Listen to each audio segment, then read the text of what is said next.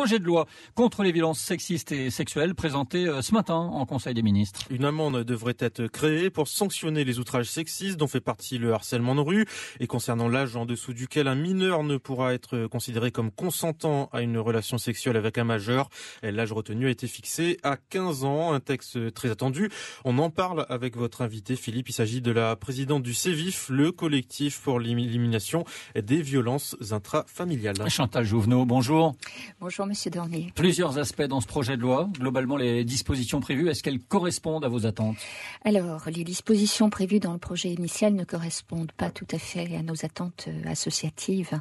Par contre, il y a un rapport qui a été remis hier par le Haut Conseil à l'égalité. Et donc, dans ce rapport, il y a déjà quelques avancées par rapport au projet initial, notamment concernant l'amende, puisqu'on va passer d'une amende de niveau 4 à une amende de 5e catégorie. Donc, ça veut dire combien plus important. Alors, l'amende de 4e catégorie, on était sur une amende de 90 € et en 5e catégorie, on passe sur une amende à 1 500 €. Voilà, ce qui est déjà un petit peu plus, important en termes de reconnaissance. Mais ceci dit, ce qui ne nous satisfait pas par rapport à cette question même de l'amende, c'est qu'il va falloir apporter la preuve. Donc, comment prouver le harcèlement ? Et ça va être à la victime de le prouver.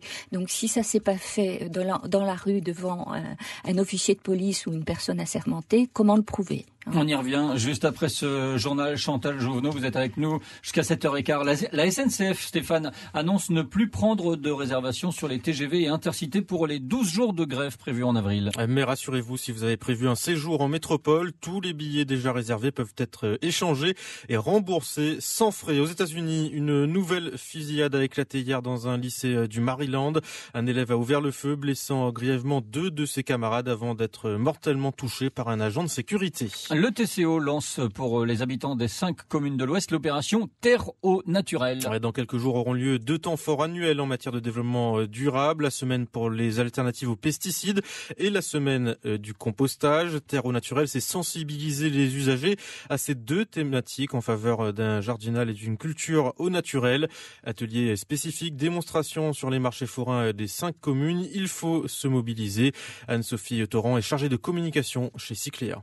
Les médiateurs donnent rendez-vous aux usagers pour découvrir les techniques de jardinage au naturel sur les marchés forains. Ils auront l'occasion notamment de découvrir comment construire un petit hôtel à insectes. Donc c'est la petite maison des insectes qui permet que les insectes restent dans le jardin, que les insectes utiles participent à la vie du jardin. Ils auront également l'occasion de nous faire part de leurs bonnes idées à eux, de ce qu'ils font chez eux pour respecter l'environnement et de tester leurs connaissances, donc de pouvoir repartir avec des petits cadeaux sympas. Donc on les invite à nous rejoindre et à participer à cet événement du TCO. Anne-Sophie Torrent, chargée de communication chez Cycléa avec Hubert Debeu. Et pour tout savoir et vous inscrire aux ateliers, une seule adresse, www.tco.re. Merci Stéphane Ennilorac. Vous revenez à 7h30 pour le Flash.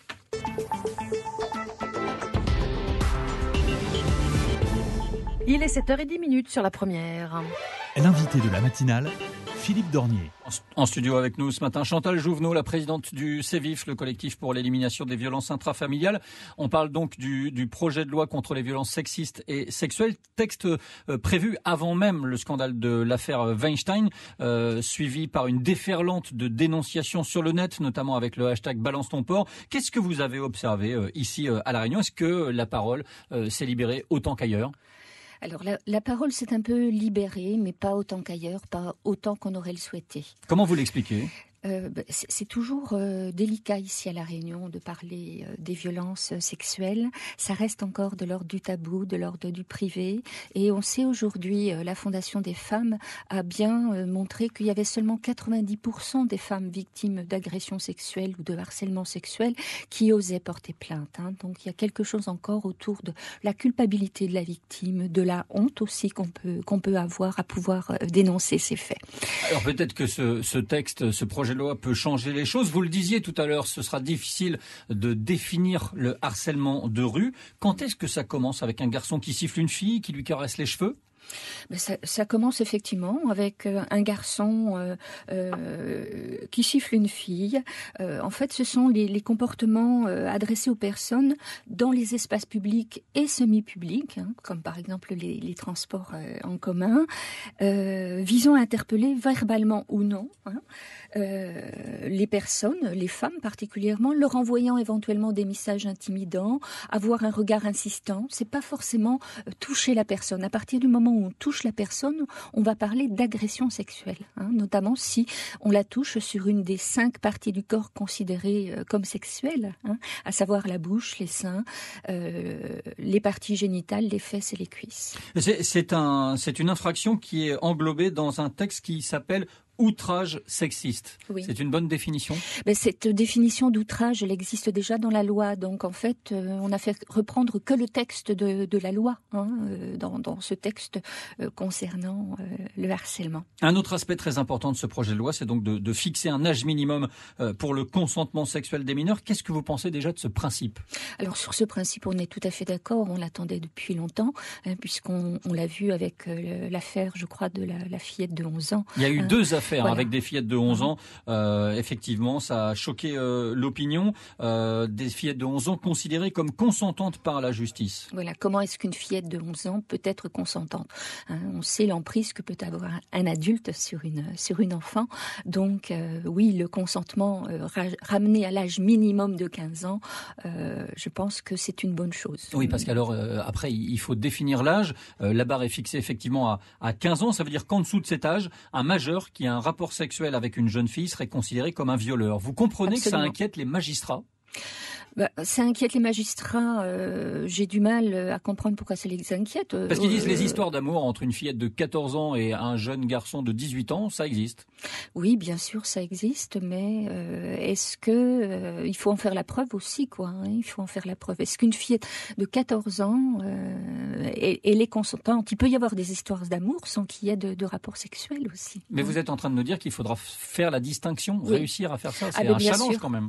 C'est un challenge, oui. C'est un challenge et ça sera bien sûr à la justice d'en apporter la preuve. Et ça veut dire aussi, derrière cela, qu'il va falloir former davantage les policiers.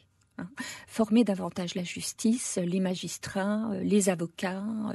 Donc ça, c'est déjà un travail qui avait été engagé par la MIPROF, c'est son cheval de bataille, et par le gouvernement. Donc, et c'est vrai qu'il va falloir accentuer la formation des agents de police. Autre chose dans ce projet de loi, pour les crimes sexuels contre des mineurs, le délai de prescription sera allongé de 10 ans. Il est aujourd'hui de 20 ans après la majorité de la victime. Il sera donc de 30 ans. Oui, c'est une très bonne chose parce qu'on sait combien c'est difficile à certaines victimes de pouvoir porter plainte et il y a besoin de ce passage en justice, il y a besoin de cette réparation pour qu'elles essaient de se reconstruire. Il faut laisser du temps au temps, c'est ça ? Oui, il faut laisser du temps au temps. C'est ce qu'on appelle, c'est ce que Muriel Salmona a démontré dans ses travaux quand elle parle du syndrome de post-traumatique. Voilà, on sait que le trauma peut produire des états de dissociation et il faut du temps pour que la victime puisse enfin en parler et parfois se souvenir même de ce qu'elle a vécu. Est-ce qu'il faut renforcer les condamnations en matière de cyberharcèlement ? Les femmes en sont particulièrement victimes. Ce renforcement, c'est un souhait de Marlène Schiappa, la secrétaire d'État à l'égalité entre les femmes et les hommes, qui porte ce projet de loi. On ne peut que la suivre dans ce sens-là. Je pense que tout ce qui touche à la violence faite aux femmes, faite aux enfants, il faut être intraitable. Emmanuel Macron avait déclaré la lutte contre les violences faites aux femmes grande cause nationale. Est-ce que ça trouve un écho ici à La Réunion auprès des élus ? Alors, ça trouve un écho auprès du préfet qui a reçu les associations qui se sont retrouvées autour d'un collectif pour le 8 mars. Mais par contre, au niveau des élus, alors que nous les avons interpellés pour savoir quels sont les moyens du coup qu'ils dégageaient dans le cadre de cette grande cause du quinquennat, nous n'avons pour l'instant pas eu de réponse, quasiment. Qu'est-ce que ça vous inspire ? Ça nous inspire une grande tristesse déjà parce qu'on se dit est-ce que les élus ont bien pris la mesure de qu'est-ce que c'était que les violences faites aux femmes ? Et puis ça rejoint un petit peu ce qu'on peut voir dans certains milieux, le harcèlement qui est minimisé, qui n'est pas reconnu, où la femme est encore considérée comme subalterne de l'homme. Il y a encore beaucoup de travail à faire à vous entendre. Oui, absolument. Chantal Jouvenot, merci d'avoir été avec nous ce matin sur La Première. Présidente du CEVIF, le collectif pour l'élimination des violences intrafamiliales. Bonne journée. Merci.